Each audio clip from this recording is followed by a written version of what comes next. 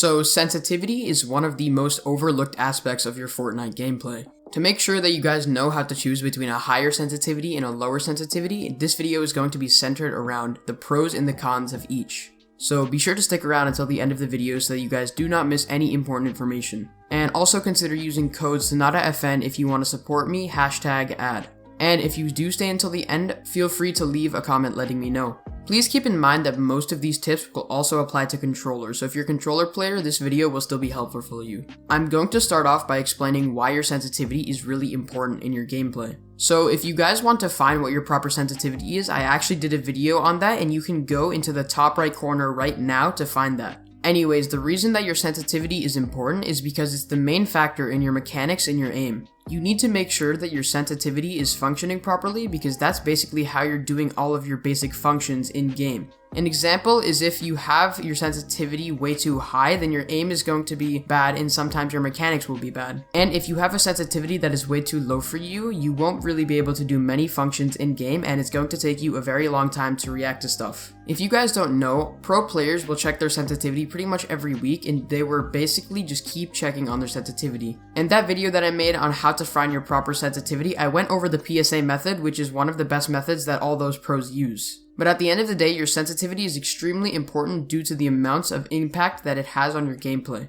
So don't treat your sensitivity as a light topic, please try to take it a little bit seriously because it is very, very important. It's also always important that your sense tries to feel comfortable, and your sensitivity could be the thing that's holding you back from placing in all these tournaments. So all of those people that message me saying something's holding me back, it could be your sensitivity, so be sure to pay attention. Now I'm going to be going over the pros and the cons of low sensitivity. So before I hop into this, I'm just going to quickly list some pro players that actually use a low sense. So to name a few, there's FaZe Mongrel, there's X8, and then there's Reason A. Starting with the pros of low sense, the main one is that your aim will be way better and you will have way better mouse control. So mouse control is exactly what it sounds like. It's the control over your mouse and how easily you can readjust it and make those micro adjustments to hit more shots. That's why most of the players that you see with extremely good aim, like Zexro and Mongrel, all these players have low sense, which really helps them hit a bunch of shots. So right now, if you're using a sense that feels like you're not hitting too many shots, you might want to consider lowering your sense just a little bit because it'll help you a lot with your aim. Oftentimes, when you have a high sensitivity, you're going to keep flicking off of the person's head or the person's body. And when you have a low sense, you have an easier time adjusting to those mistakes. That's why you see so many players lower their sense in seasons where there are guns like the charged shotgun, simply because the charge is a shotgun that requires more tracking rather than flicking.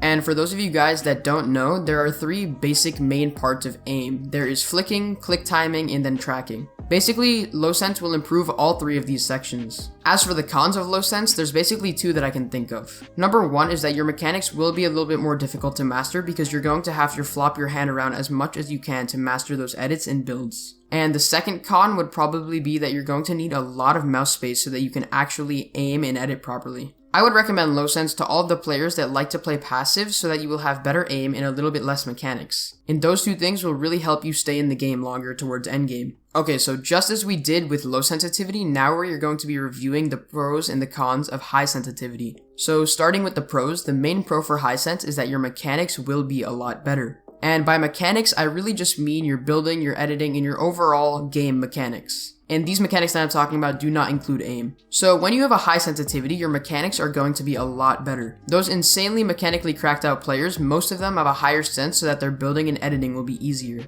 And just a high sensitivity won't necessarily help your mechanics per se, it's just really the fact that the distance that your crosshair has to travel for the amount of hand movement that you have to do on your mousepad will be a lot less. So the second pro that I can think of for a high sense is really just the fact that you're going to be able to react quicker to various things. For example, if somebody decides to shoot at you, rather than having to move your arm fully, you can just slightly turn your wrist and you'll be able to fully turn around. The cons of a high sensitivity obviously is that it's going to be difficult to aim. While you can very easily practice your aim with high sensitivity, it is way harder than having good aim with a lower one. Another really irritating con of high sensitivity is that it may feel like you're going to be overshooting a bunch of your shotgun shots when it comes to aim. Once again, this does fall into the aim category, but specifically your flicks will be way more difficult with a higher sensitivity. So for the most part, high sense is really good for players that want to be a little bit more mechanical, but even though you can train your aim to be good on a higher sensitivity, it is way more difficult to aim. Alright, so the last thing I'm going to be going over is a pretty light topic, but it's basically going to be how to practice with your brand new sensitivity that you choose. So simply put, the best way to practice with the new sensitivity in terms of mechanics is pretty much just free building and playing a lot of arena. You really just want to get used to that arena ping rather than training your brain to get used to zero ping and creative. If you train your brain to get used to zero ping and creative, it's really going to screw with your mechanics when you're actually playing arena. In terms of how to practice with your aim, what you're going to want to do when you get a brand new sensitivity is aim train in either Kovacs, AimLab, or some free aim trainer outside of Fortnite. I actually made a video on how to properly aim train for all of the platforms, so be sure to check that out in the top right corner. And if you're playing in-game, you want to try and use Skavix Aim Trainer. But one thing is that you're definitely going to want to make sure that you practice with your sensitivity before you go into tournaments with it. It's really important that you get used to whatever sensitivity you feel is right for you.